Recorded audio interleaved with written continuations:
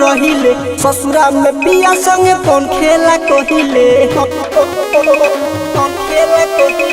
पवन किरण से इतना गोरइले ससुरा में पिया संगे कौन खेला कहिले हमके बता दे कुछ सील के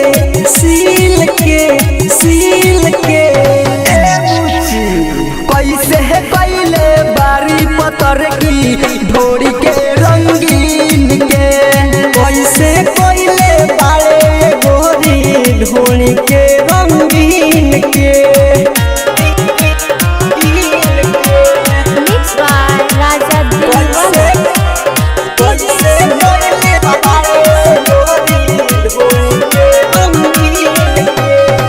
गुला गुला नियन उठवा भइल रसगुल्ला नियन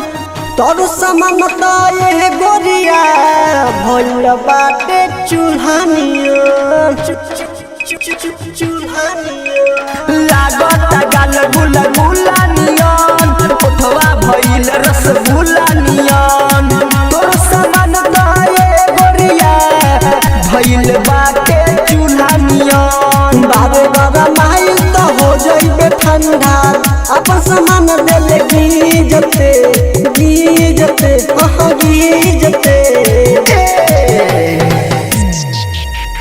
कैसे है पहले बारे पतर की ढोरिया रंगीन के कैसे है पहले बारे गोरी ढोरी के रंगीन के मिक्स बाय राजा दिलवाला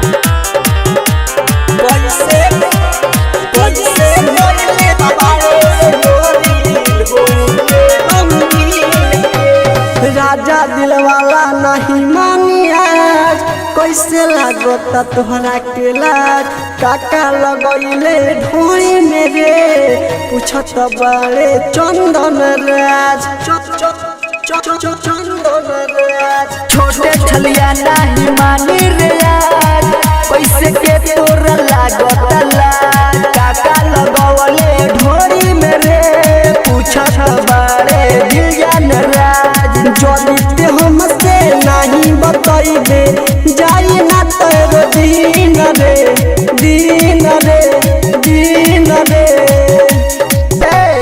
सुन कैसे है कैले बारे पतर की ढोरिया रंगीन रे कैसे है कैले बारे ते गोरा की ढोरी के रंगीन के मिक्स बाय सहीना डिजिटल रिकॉर्डिंग स्टूडियो साठी बाजार बेतिया।